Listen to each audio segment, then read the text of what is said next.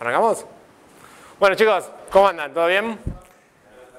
Mi nombre es Germán Kuber, soy de Argentina, de Buenos Aires. Llegué hace recién un ratito después de problemas con el vuelo. Trabajo como arquitecto de software, soy desarrollador net hace unos 10 años aproximadamente. Trabajo en la empresa CloudX y además de eso también soy el organizador de NetVires, que es toda la comunidad de .NET allá en Buenos Aires. Bueno, hoy les voy a estar hablando un poco de CQRS. Elegí un poco este patrón, porque es un patrón que vengo implementando hace varios años. Me gusta mucho todo lo que tiene que ver con DDD, con Domain Driven Design, y CQRS es un patrón que se acopla y que encaja perfectamente con todo lo que tiene que ver con DDD.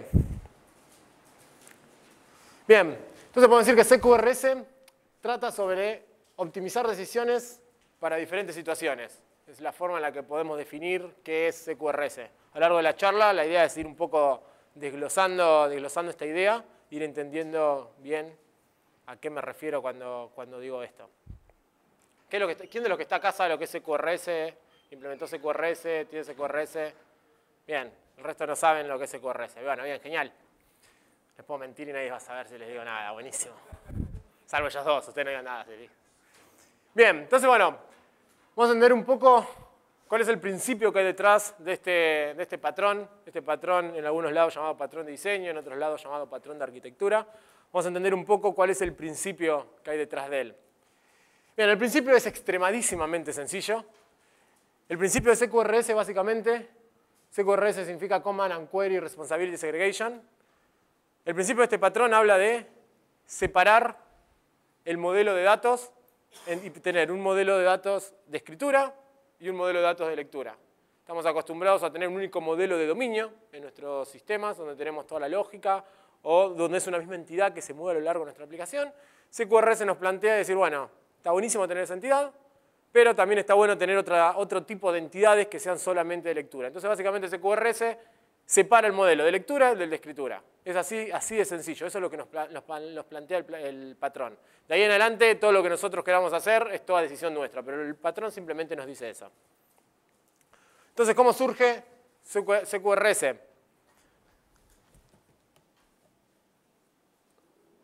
Bien, el origen de CQRS es por Greg Young, en un libro, en 2010, escribe por primera vez de este patrón, tiene un libro y un paper que habla sobre este patrón, pero este patrón no surge de la nada, sino que surge a partir de un patrón o un concepto descrito anteriormente por Bertrand Meyer, que es Command and Query Separation, CQS. Entonces CQRS surge a partir de CQS, son muy similares, pero a su vez no. Ahora vamos a ver un poco eso.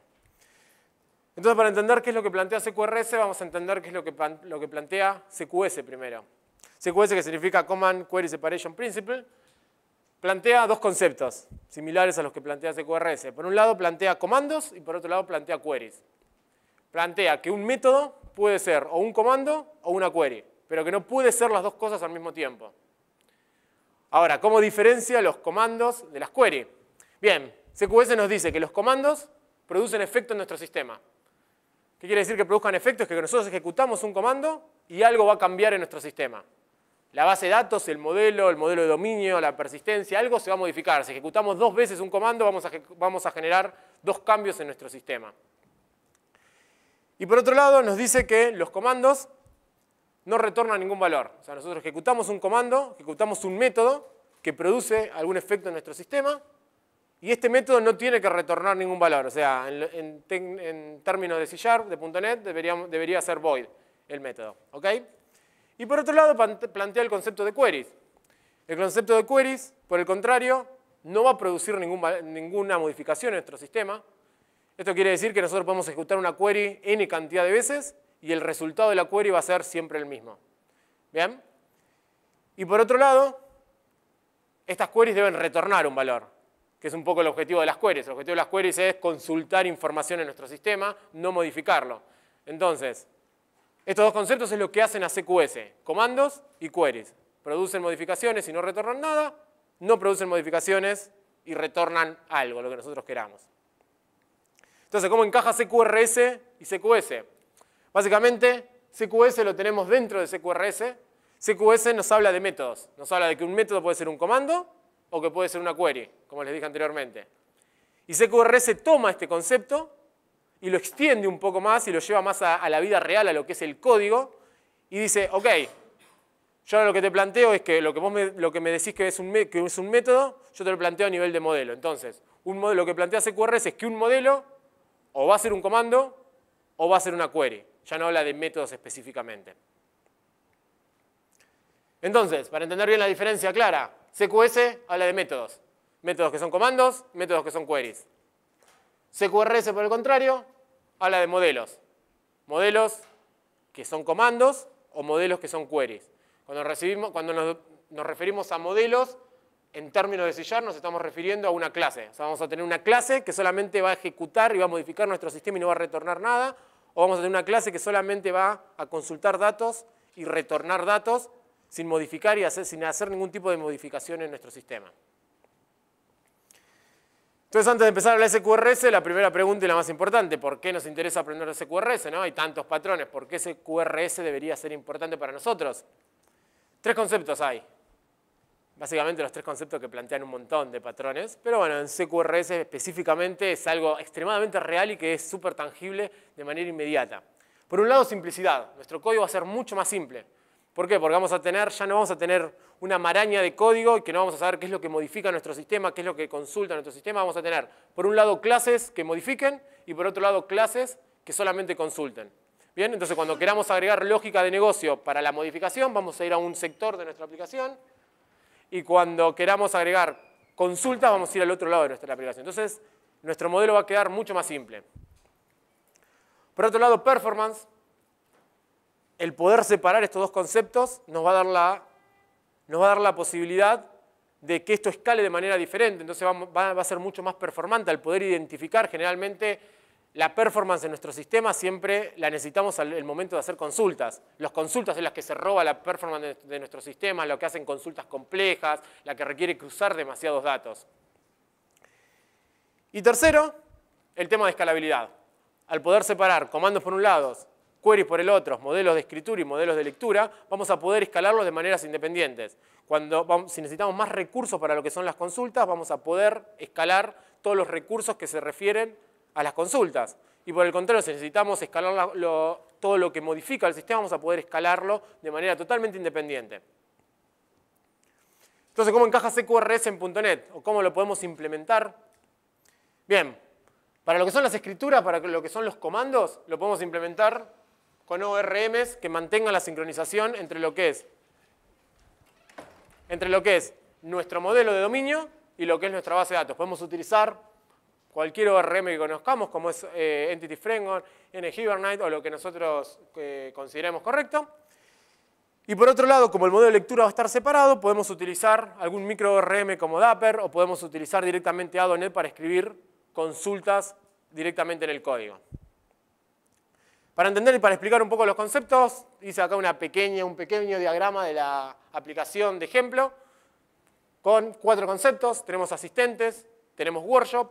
Un asistente se puede inscribir a un workshop y además un asistente puede cancelar la suscripción a ese workshop. Este es un poco el diagrama de lo que viene a ser nuestra aplicación de ejemplo. ¿Cómo vendría a ser la arquitectura de nuestra aplicación? Tenemos el cliente. El cliente va a consultar una capa de API, una API REST. Esta API REST le va a pegar una capa de servicios y la capa de servicios es una capa de dominio, la cual va a interactuar con la base de datos para recuperar objetos de dominio o para persistir objetos de dominio. ¿Bien? Ahora vamos a enumerar 4 requerimientos que va a tener nuestra aplicación. Primero, necesitamos registrar nuevos asistentes. ¿Ok? Nuestro negocio requiere que registremos nuevos asistentes. Por otro lado, requiere que un asistente se pueda registrar un workshop.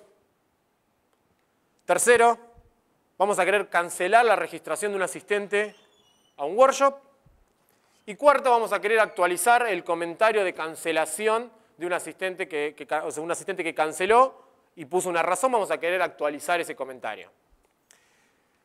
Entonces, hablando de que vamos a tener una capa de API REST, lo primero que vamos a hacer es implementar un control en ASP.NET Core, en ASP.NET tradicional, en lo que nosotros queramos, vamos a implementar una API REST. ¿Cómo quedaría una API REST implementada? Bueno, algo parecido a esto. Fíjense que tenemos que tenemos 4 controladores.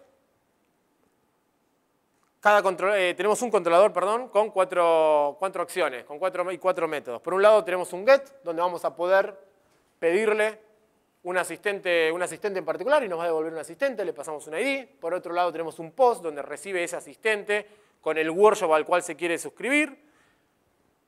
Y después, si queremos actualizar el comentario, podríamos pasarle también el asistente con el workshop en el cual queremos actualizar el comentario. Esto podríamos dividirlo en diferentes controllers si queremos, pero lo podemos tener implementado en uno solo con un modelo un poco más grande. Entonces, esta es una arquitectura común que cualquiera de nosotros implementaría. Lo primero que hacemos son controladores, métodos, get, put. Pero tiene algunas carencias.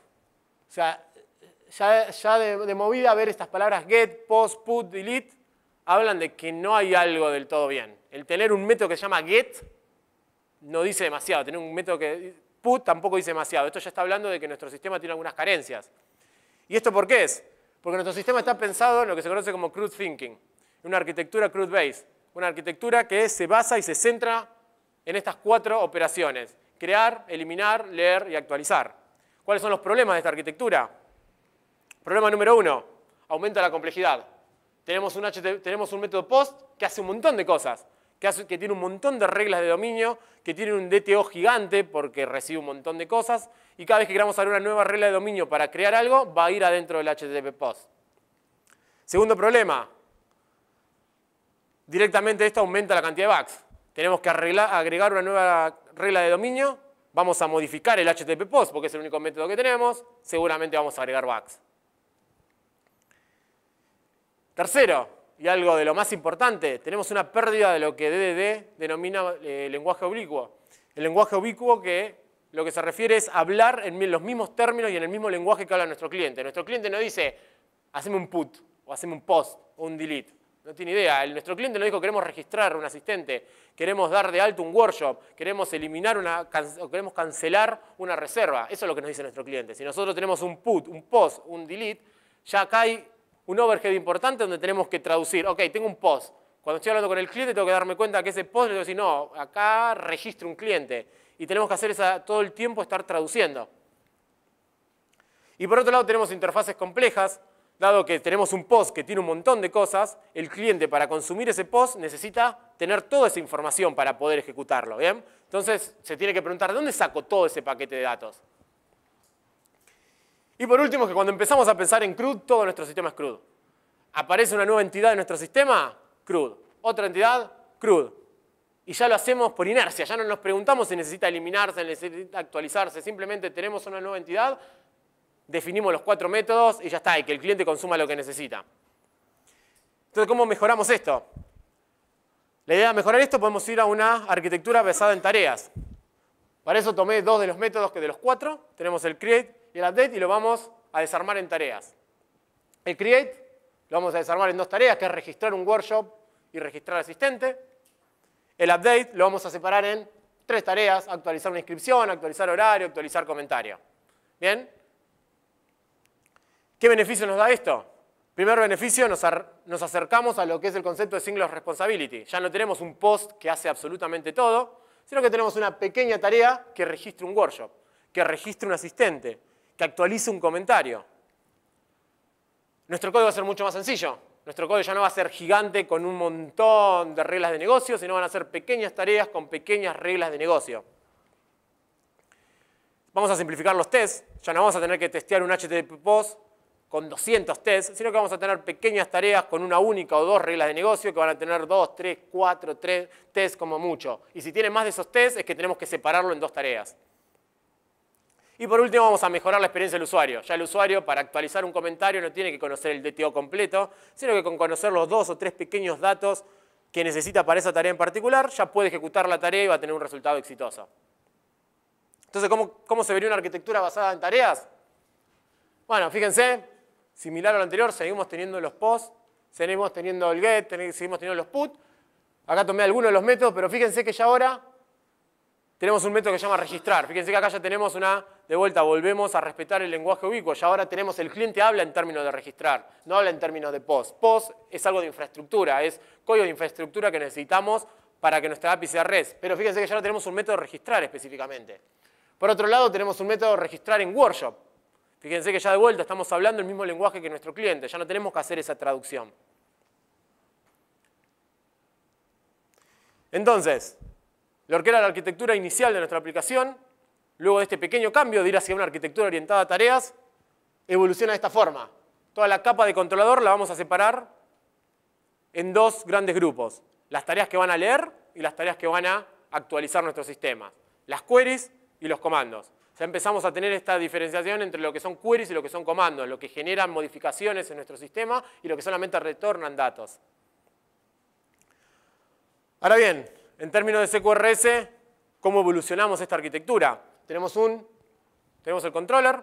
El controller ahora tiene una tarea, ya no tiene un HTTP POST. El HTTP POST es algo que la infraestructura requiere, pero no es algo de nuestro dominio, sino que nuestro controller, de hecho tampoco el controller es algo de nuestro dominio. Necesitamos un controller porque ASP requiere un controller para exponer un verbo HTTP. Si no lo requisiera, podríamos sacarlo. Si no requisiera eso, podríamos extraerlo y directamente separar y obviar los controllers. Pero bueno, no podemos hacerlo porque tiene un montón de infraestructura alrededor de los controllers.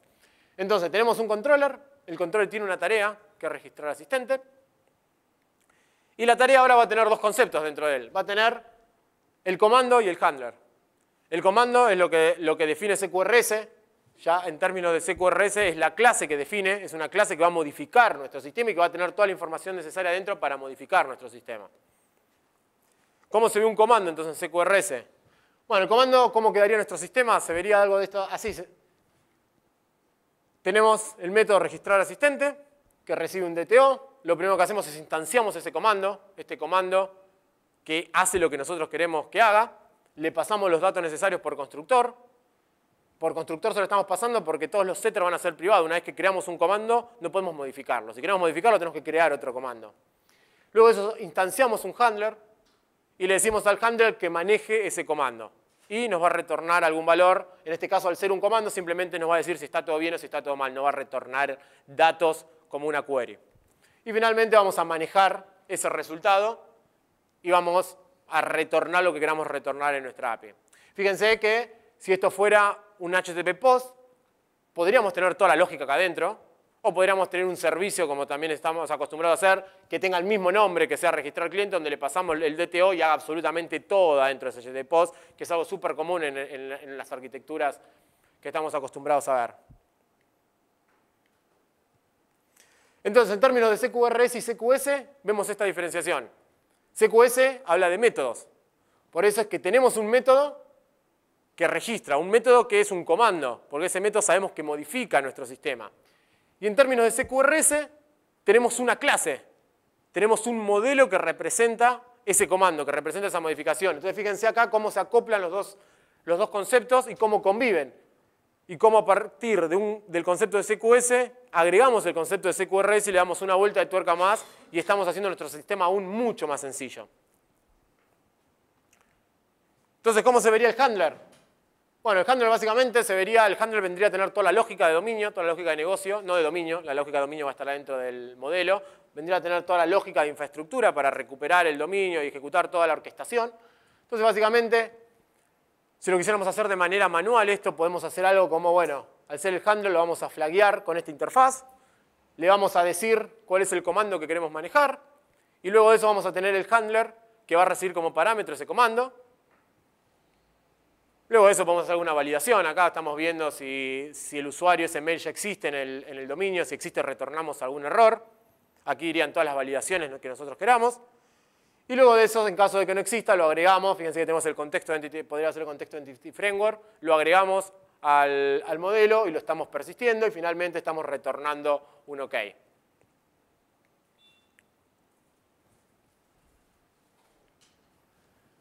Ahora, si estamos acostumbrados al concepto de DDD o escuchamos del concepto de DDD, un tipo de arquitectura que surge a partir de DDD es la arquitectura Onion, la arquitectura cebolla, que es una arquitectura básicamente donde dice que nuestro modelo de dominio está en el centro y empezamos a recubrir nuestro modelo de dominio de diferentes capas.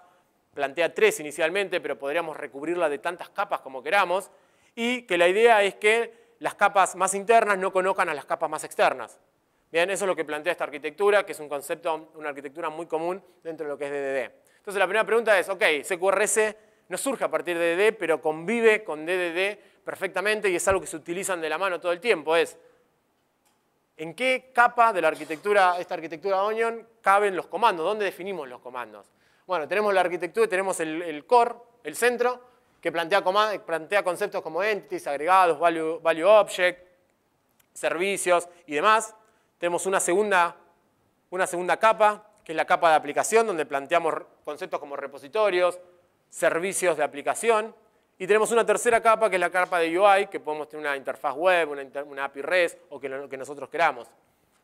La pregunta es, ¿dónde encaja el comando? En estas tres capas, ¿dónde pondríamos el comando?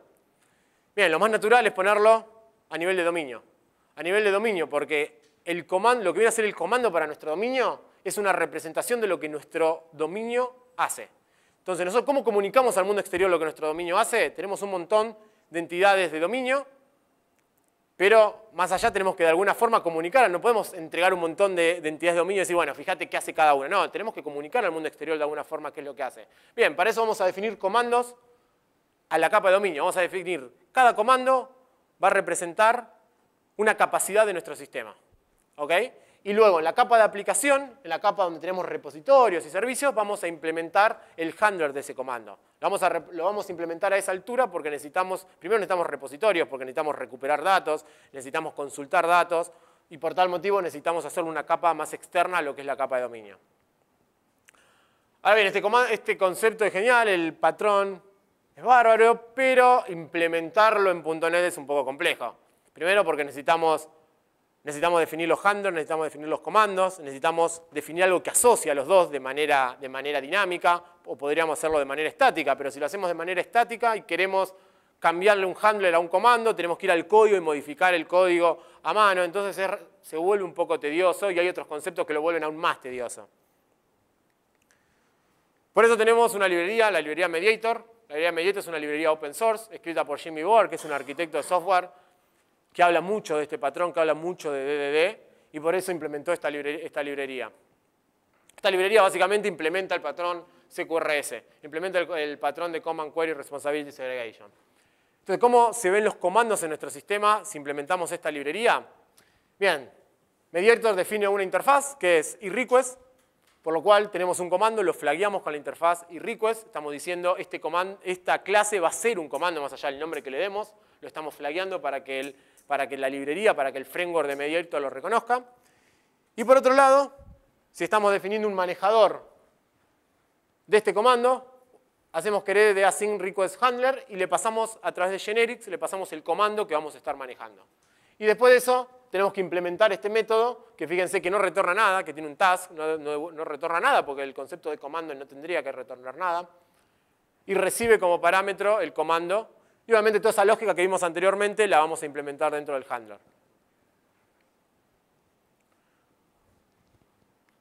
¿Cómo se ven las queries? Las queries muy similares a la anterior. Implementamos nuevamente la interfaz iRequest, le pasamos como generic, le pasamos qué vamos a estar retornando, porque las queries sí retornan algo.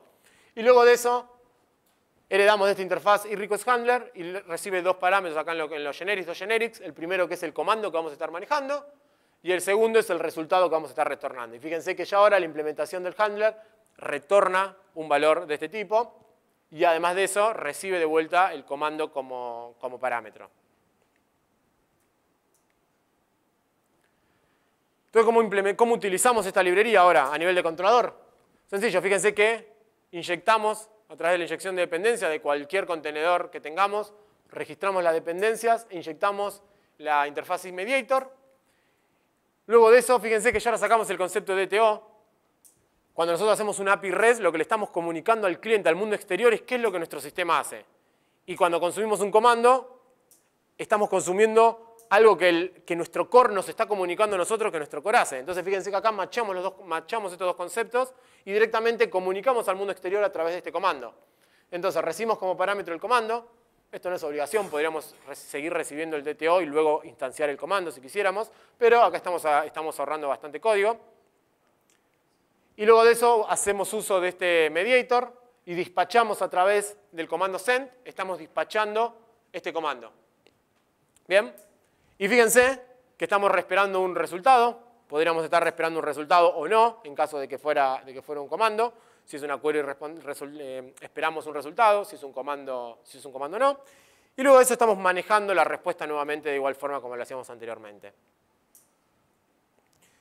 Entonces, con esta implementación de este concepto, fíjense que ahora evolucionamos la segunda capa de nuestra aplicación. Ya ahora dividimos esta capa de servicio, las estamos dividiendo en dos conceptos, comandos y queries. Fíjense que va evolucionando y de a poco empezamos a separar toda nuestra aplicación en dos capas distintas.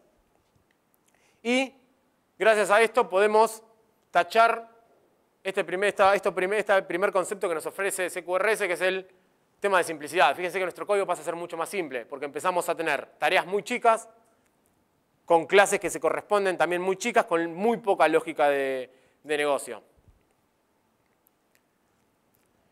CQRS plantea otro concepto, que es el concepto también de decoradores. El concepto de decoradores lo vamos a utilizar para implementar lógica transversal a todos los comandos. Dado que tenemos un único punto de entrada para los comandos, que es este dispatcher que tenemos, podemos decorar todos estos comandos de alguna forma y agregarle lógica que sea transversal a todo. Lógica como puede ser, por ejemplo, si quisiéramos guardar en caché, si quisiéramos loguear o cualquier concepto que aplique a lo largo de todos los comandos, lo podríamos implementar a partir de decoradores.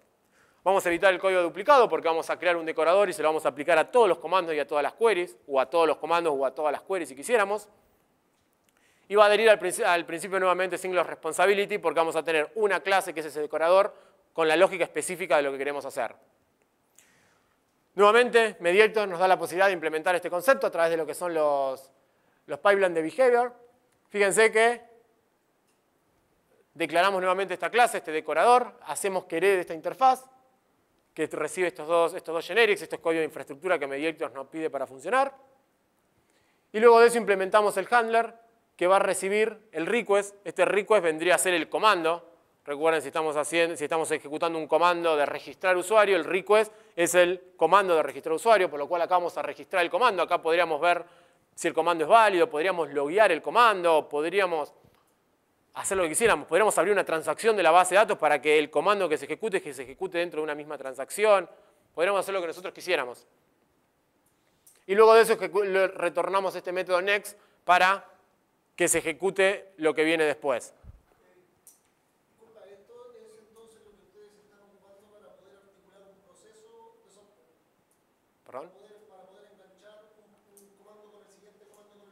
No comandos. Un comando nunca debería llamar a otro comando, porque recordad que un comando es una capacidad de nuestro sistema, y una capacidad de nuestro sistema no debería poder llamar a otra capacidad de nuestro sistema. Acá lo que estamos diciendo es, yo tengo un comando y yo de repente quiero loguear todos mis comandos. Quiero saber a qué hora se ejecuta cada comando y cuáles son los parámetros. ¿Cómo hago? ¿Voy y codeo dentro de cada comando eso? No. Creo un decorador, se lo aplico a todos mis comandos y todos mis comandos van a empezar a loguear. O mismo quiero meter un comando dentro de una transacción de base de datos o hacer un reintento si la base de datos falla. ¿Cómo hago eso? ¿Tengo que codearlo en cada comando? No. Puedo encapsular el comando y aplicar toda la lógica de reintentos en un decorador, aplicárselo a todos los comandos y todos los comandos y queries van a tener lógica de reintento. No, por favor. Bueno, entonces, ¿cómo registramos esto? Esto lo había mostrado anteriormente. Para registrar Mediator lo tenemos que hacer en el startup. Si queremos utilizar el contenedor de dependencias propio de NetCore, lo podemos hacer acá. Si tuviésemos cualquier otro contenedor de dependencia, cada cual va a tener su sintaxis. Y luego de eso vamos a registrar los pipelines. En este caso estamos registrando el load command behavior, que es el que acabamos de definir. Luego de esto, todos los comandos y queries, antes de ejecutar el handler, va a pasar por el decorador. ¿Bien? Y cuando retornamos el next, va a ejecutar el comando. Esto nos da la posibilidad de hacer cosas de este estilo. Podemos tener un decorador que decore otro decorador y que todo eso luego decoren a un comando. Entonces podríamos poner algo que loguee, algo que tenga lógica de reintento, algo que tenga lógica de caché y finalmente se ejecute el comando. Y todos los comandos van a tener todo ese pipeline de ejecución. O podríamos especificárselo a un comando, a una query en particular también si quisiéramos. Es otra alternativa. No es algo que se suele usar porque cuando ya empezamos a atar un decorador a un comando en particular, ya estamos acoplando ese comando con ese decorador, por lo cual ya deja de ser un decorador y es simplemente lógica de ese comando. ¿Okay? Entonces, generalmente un decorador se suele aplicar a todos los comandos o a todo nuestro sistema en general. Y otra cosa que podemos utilizar, que vamos a utilizar para lograr este tercer concepto de rendimiento, es separar nuestros dominios, separar nuestros modelos. Estamos acostumbrados a tener un solo modelo. Tenemos la clase asistente que tiene la log que según DDD dice que tiene todos sus getter y setter privados y que solamente podemos acceder a ellos a través de métodos que mantengan las invariantes, que eviten que se rompa la lógica y se rompa la consistencia de datos. Pero también con esto nos atamos un problema. Nos atamos que de repente tenemos que hacer una query y necesitamos un dato particular que está 3 subobjetos más adentro. Entonces, ¿qué hacemos? Tenemos que traer todo el grafo de objetos, recorrerlos en memoria y luego retornar un resultado. Y todo eso lo hicimos ¿por qué? Porque estamos utilizando objetos de dominio para aplicarlos a nivel de query, para retornar datos. Entonces, lo que nos plantea acá es, ok, tengamos dos tipos de objetos. Tengamos objetos de dominio que van a ser los que escriben, que van a tener lógica de dominio, que van a tener métodos setter privado, getter privado, que se le van a agregar las diferentes reglas de dominio. Y por otro lado tengamos objetos anémicos que simplemente sean DTOs y que tengan la data específica que nosotros precisamos. Necesitamos un agregado, necesitamos un contador y bueno, le definimos un método que no está en el modelo de dominio y lo llenamos con una query de SQL específicamente, llenamos ese dato. Entonces, en el modelo de escritura vamos a respetar el encapsulamiento. Queremos que el encapsulamiento siga nuestro sistema.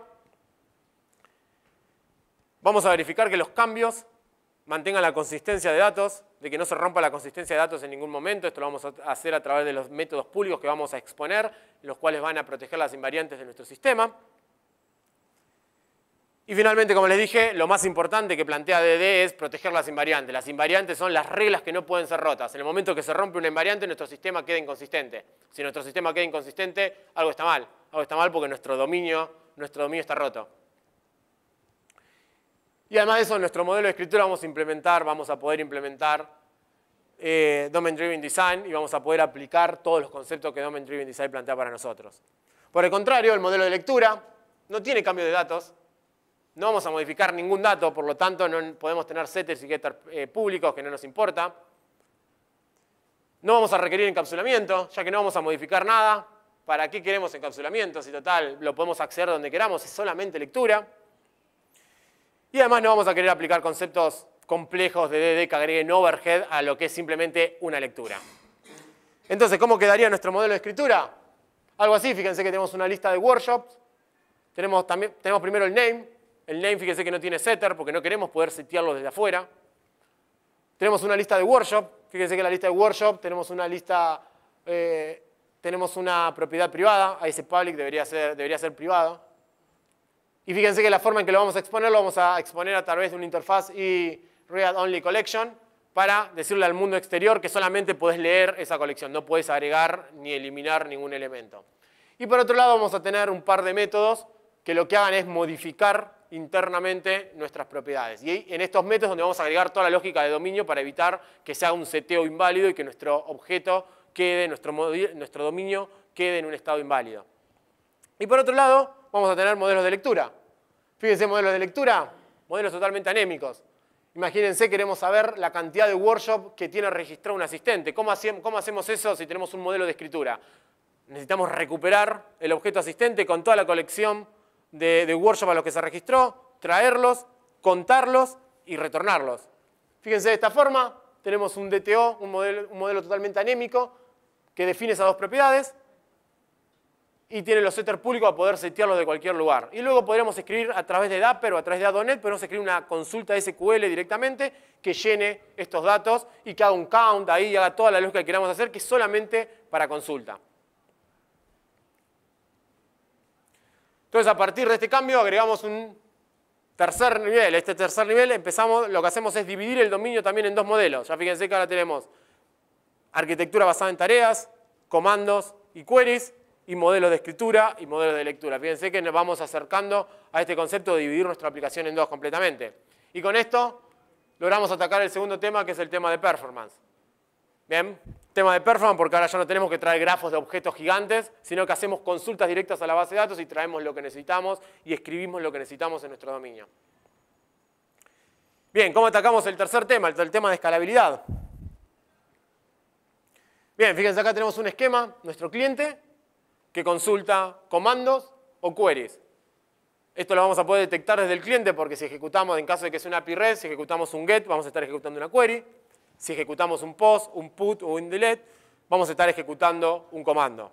Entonces el cliente va a ejecutar queries o comandos y fíjense que vamos a poder escalar de forma independiente. Vamos a poder tener una base de datos relacional, un SQL Server para lo que son los comandos porque queremos que la consistencia de nuestro modelo se mantenga. Y por otro lado podríamos tener bases de datos no relacionales, si quisiéramos, que solamente se utilicen para leer, que estén totalmente optimizadas para lo que es lectura. Y luego el punto fundamental de toda esta arquitectura, que es un proceso de sincronización. Acá esta es la parte compleja, que es, ok, escribimos en una base de datos y luego hay que sincronizarla con todas las otras bases de datos. Entonces, el concepto de múltiples bases de datos plantea grandes ventajas. Ventaja número 1, permite el escalado independiente de los modelos. Podemos escalar la base de datos de comandos si tenemos muchas escrituras y podemos escalar las diferentes bases de datos de lectura. De hecho, podríamos tener una aplicación web que le pega a una base de datos de solo lectura. Podemos tener una aplicación mobile que le pega a otra base de datos de solo lectura y que tengan modelos totalmente diferentes y que tengan modelos armados y acondicionados específicamente para los requisitos que nuestra aplicación cliente tiene. Cada base de datos puede tener su propio esquema. No es necesario respetar el mismo esquema. El esquema que sí debemos respetar siempre es el esquema para lo que son los comandos, porque es un esquema que nos da consistencia, es un modelo relacional que nos otorga consistencia y nos asegura que no se rompan las reglas de consistencia de nuestro dominio. Pero luego podríamos tener los esquemas que quisiéramos, podríamos tener una base de datos desnormalizada, si quisiéramos un SQL Server desnormalizado, podríamos tener un Mongo, un CosmoDB, podríamos tener lo que quisiéramos del otro lado, porque total es solo lectura, y el proceso de sincronización se va a encargar de que cuando se modifica algo acá, sincronice para el otro lado.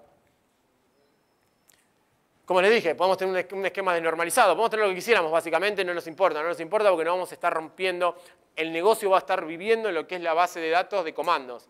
Las otras bases de datos simplemente van a ser para consumir información y podríamos agregar bases de datos a medida que agregamos clientes que agregan diferentes requerimientos. Podríamos utilizar Store Procedures. Quizás estamos acostumbrados que los Store Procedures están mal, ¿no? ¿Quién escribe Store Procedures hoy? Nadie. ¿Y si alguien escribe Store Procedures? No, ¿cómo se escribe Store Procedures? Está bien, Store Procedures está mal cuando lo asociamos a un comando. ¿Por qué? Porque un Store Procedures empieza a chupar la lógica de dominio y de repente tenemos lógica de dominio que está dentro del Store Procedure. Entonces tenemos lógica de dominio en nuestra aplicación, lógica de dominio en nuestro Store Procedure. Queremos cambiar a otra base de datos, cosa que tampoco nunca pasa eso. ¿Quién cambia de base de datos? Nunca cambiamos de base de datos. Pero si quisiéramos cambiar, tenemos lógica de dominio dentro de Store Procedure, cosa que no podemos testear. Ya está. Eso nos dice que está mal. No podemos testearlo, está mal. Pero un Store Procedure para lo que es lectura está bien. Porque no va a tener lógica de dominio, sino que vamos a tener, nuestro cliente tiene un requisito, un requerimiento específico, armamos un modelo de solo lectura, armamos un Store Procedure hiper optimizado para esa consulta, delegamos todo el procesamiento a lo que es el servidor de base de datos y luego de eso retornamos un dataset totalmente optimizado para nuestro cliente. Podemos tener vistas también, podemos empezar a agregar vistas a demanda. Cada nuevo requerimiento puede agregar una nueva vista en una nueva base de datos si quisiéramos y podríamos tener una vista por base de datos, por requerimiento. Total es solo lectura. Y podríamos implementar diferentes tecnologías. Implementar todo lo que es la capa de comandos con Adonet o con Dapper es un poco complejo porque de repente recuperamos objetos y luego ¿cómo los sincronizamos? Hay que recorrer los objetos, saber qué se modificó y hacer todo eso que hacíamos hace 9 años atrás antes que apareciera Entity Framework, que nadie quiere hacer, que algunos siguen haciendo, algunos seguimos haciendo en algunas aplicaciones, pero a nadie le gusta.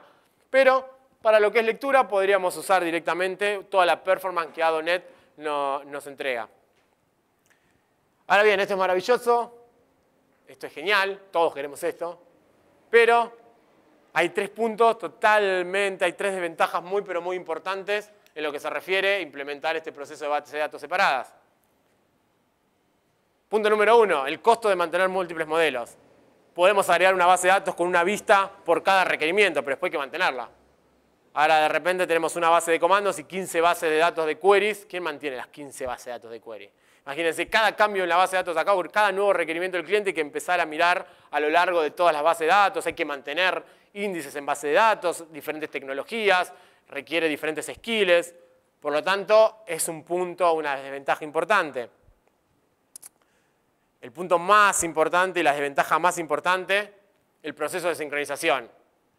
Parece algo trivial y acá lo puse como una flechita en el medio, pero en el mundo real no es una flechita en el medio. En el mundo real es mucho overhead. Realmente mantener sincronizadas bases de datos requiere mucho overhead. Y más cuando tenemos bases de datos con tecnologías diferentes, un SQL con un Mongo. Hay que mantener esa sincronización. Y recuerden que si algo se pierde en el medio, el cliente va a estar leyendo datos viejos y datos erróneos. Por ende, está bien, cuando actualicemos, los datos van a estar consistentes, pero cuando hagamos un reporte, los datos van a estar mal. Y si los datos están mal y entregamos un reporte donde de repente perdimos 2, 3 millones de pesos, ¿qué pasa con eso? No está bien. Y por último, el concepto de consistencia eventual puede resultar un poco confusa.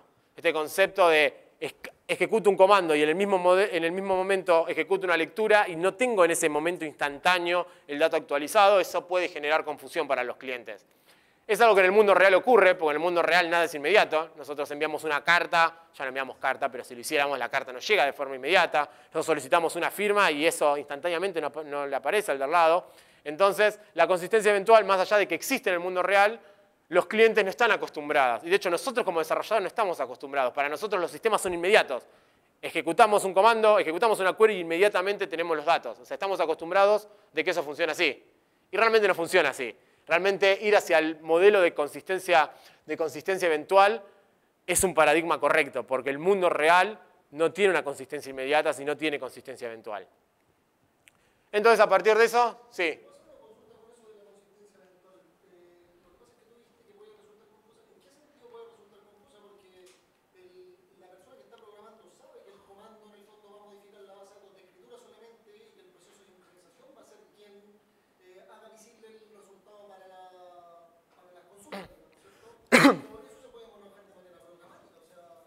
Explicarle eso al cliente.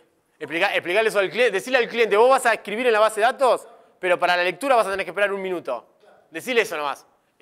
¿Por qué tengo que esperar un minuto? Si yo estoy escribiendo una base de datos. Por eso, pero si no quisiera esperar, pero yo quisiera que la UI igual respondiera frente a ese cambio. ¿Cuál vendría siendo la solución propuesta en este patrón? Diferentes, podemos, por ejemplo, poner una alerta. Nosotros ejecutamos un comando y en vez de decir ya está listo, decimos su petición se está siendo procesada. Podemos utilizar mecanismos de comunicación doble como pueden ser socket y decir su proceso está siendo procesado, su orden, y cuando impacta la sincronización a través de socket, en el caso de Net tenemos SignAlert, por ejemplo, a través de SignAlert le podemos actualizar al cliente y decirle ya se procesó su petición, acá están los datos nuevos. Pero de vuelta, eso para nosotros, y de vuelta, no es algo natural para nosotros. Para nosotros los sistemas es una base de datos. Ejecutamos y ya está modificado. Eso de pensar en que puede tardar un minuto en sincronizarse, ya nos hace ruido. Imagínate al cliente el ruido que le hace. Sí, pero el cliente también, en el fondo, nosotros le metemos una trampa aquí con esta consistencia eventual porque cuando nosotros estamos diciendo que no tenemos inconsistencia eventual, lo que estamos generando el lock. Y eso tampoco se lo estamos diciendo al cliente. Exactamente, tampoco se lo estamos diciendo. O sea, pero igual, pero si le decimos las dos cosas al cliente no le importa, es decir, bloqueame lo que quieras, pero esto se modifica instantáneamente. Ahora, yo no te bloqueo nada, pero tarda un minuto en reflejarte los cambios. ¿Por qué tardas un minuto? Si esto es sistema es inmediato. O sea, yo acá y en la China está inmediatamente, que es lo que se esperan con los sistemas. Entonces, bien, después de esto, tenemos una separación también a nivel de base de datos. Bien, acá fíjense que tenemos el patrón CQRS aplicado de punta a punta de lo que es la capa de presentación hasta lo que es la base de datos. Y con esto atacamos el tercer tema, el tercer concepto, que es el concepto de escalabilidad. Ahora bien, para hacer un resumen de todo esto, ¿qué es lo que aprendimos? O un poco les transmito algunas pequeñas enseñanzas que yo tengo acá. Un concepto importante primero cuando vayan a implementar el patrón de CQRS es, al igual que cuando van a implementar cualquier patrón, es no compren lo que dice la teoría. La teoría es teoría, y funciona bárbaro en casos hipotéticos y armados y esquematizados para demostrar que eso está funcionando. Entonces, de repente, si queremos implementar CQS, ya es una gran mentira. ¿Quién implementa métodos que no retornen nada? ¿Cómo retornamos si hay un error? ¿Cómo avisamos si hay un error? ¿Tiramos una excepción? Tiramos una excepción, bueno, esa es otra discusión. DDD plantea no tires una excepción. La excepción son excepciones de sistema. Si ocurre un error que el cliente puede manejar, retorna un error. Entonces realmente comandos que no retornen nada son muy raros. generalmente el comando al menos retorne un OK o un error. Algo importante, ¿no? Aplicar CQRS de manera evolutiva. No irnos acá y decir, bueno, voy a aplicar CQRS, empiezo a dividir tareas, empiezo a dividir comandos y query, bla, bla, bla, bla. No. Empecemos con dividir tareas. Ya dividirlo en tareas ya va a ser algo muy, pero muy importante y ya le va a dar mucho power a nuestro sistema porque va a ser mucho más simple y mucho más testeable. Y a medida que el negocio lo va requiriendo, empecemos a dividir las capas inferiores. No es necesario aplicar esta separación a lo largo y ancho de nuestro sistema. Podemos simplemente aplicar división a nivel de tareas, a nivel de UI, y ya eso va a hacer que nuestro sistema sea mucho más sencillo. Podemos aplicarlo a nivel de servicios y aplicar comandos y queries y va a ser extremadamente más sencillo y quizás no necesitemos aplicarlo a nivel de dominio. Otro concepto, CQRS no es un patrón a nivel de aplicación. ¿Qué quiere decir esto? Que no actúa a nivel de aplicación como puede ser el concepto de microservicios. Cuando nosotros pensamos una aplicación de microservicios, es toda la aplicación de microservicio. Y cada cosa que queramos encajar en esa arquitectura es un microservicio. CQRS no actúa a nivel de aplicación, sino que actúa en términos de DDD, actúa a nivel de bundle context. Entonces, dentro de una aplicación podemos tener un contexto acotado que implemente CQRS y otro contexto acotado que implemente CRUD, porque es extremadamente más sencillo. Entonces, es importante diferenciar que dentro de una misma aplicación pueden vivir diferentes patrones y CQRS puede ser uno de ellos. Y por último, se recomienda implementar la separación hasta nivel de dominio. En las aplicaciones Enterprise, por lo general, siempre vamos a ver implementado CQRS desde lo que es el frontend, de lo que es la API, hasta lo que es la capa de dominio. Cuando implementamos estas tres separaciones, realmente vamos a ver el poder de CQRS. Realmente vamos a entender por qué CQRS es tan beneficioso para nuestro sistema. Implementar el nivel, lo que es CQRS, la separación a nivel de base de datos, es algo mucho más extraño. Y hay pero muy pocos sistemas que implementan esto y por las desventajas que marqué anteriormente. Son tres desventajas, pero son desventajas muy importantes. Es muy costoso mantener modelos múltiples y muchas veces con simplemente dividir las primeras tres capas y aunque tengamos una sola base de datos, vamos a ver que la performance aumenta significativamente y la velocidad de desarrollo aumenta significativamente. Y por último, una frase de Martin Fowler: CQRS es un salto mental significativo para todos los involucrados y por tal motivo no debe abordarse a menos que el beneficio realmente valga la pena. Gracias.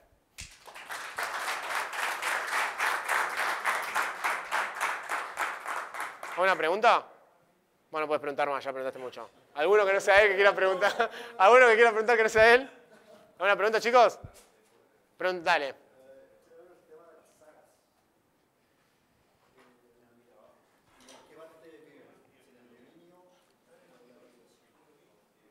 Las sagas viven un poco, no viven a nivel de dominio, porque la saga básicamente es un proceso que se extiende en el tiempo, y una saga podría disparar comandos inclusive dentro de ella. Porque una saga es una orquestación a un nivel más arriba. De hecho, cuando vos implementás una saga vas a tener repositorios, vas a tener servicios de dominio también, vas a tener eventos de integración. Generalmente una saga dispara eventos de integración, es lo más común. La saga dispara múltiples eventos de integración y por lo general también las sagas reaccionan ante eventos de integración. Entonces, generalmente la definición de una saga se agarra a un nivel más arriba y no es a nivel de dominio. Porque recordad que un comando es una capacidad que nuestro sistema ofrece. Una saga es una orquestación de esas capacidades que reacciona ante algo que ocurre en el sistema. Pasa algo en el sistema y una saga dice, ok, yo voy a reaccionar y voy a ejecutar una capacidad del dominio y voy a disparar un dominio de integración. Así que la saga generalmente está definida a nivel de capa de aplicación, no a nivel de capa de dominio. Otra, no sé. A ver.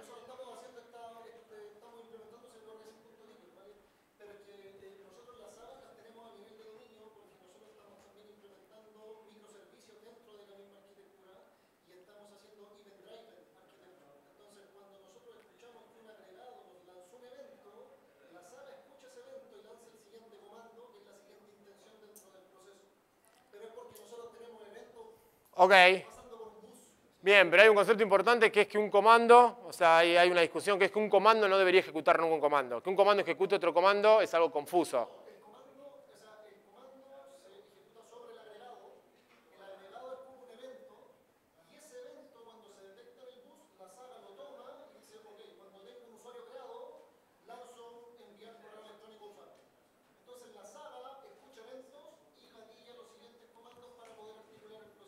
Bien, pero si ya por ejemplo mando un mail o tiene un repositorio, ya está un nivel más arriba.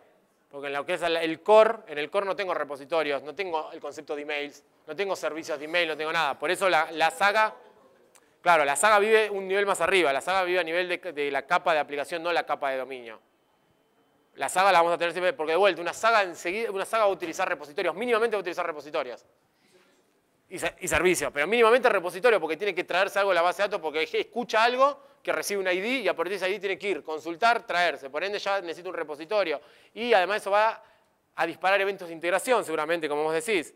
Entonces generalmente la vamos a tener en la capa superior, no en la capa de dominio. Vamos a tener una capa más arriba que es la capa de aplicación. Si la definimos al nivel de capa de dominio, nos vamos a quedar cortos porque va a haber un montón de cosas que no podemos hacer. Por ejemplo, mandar un mail. Queremos mandar un mail y no podemos mandar el mail.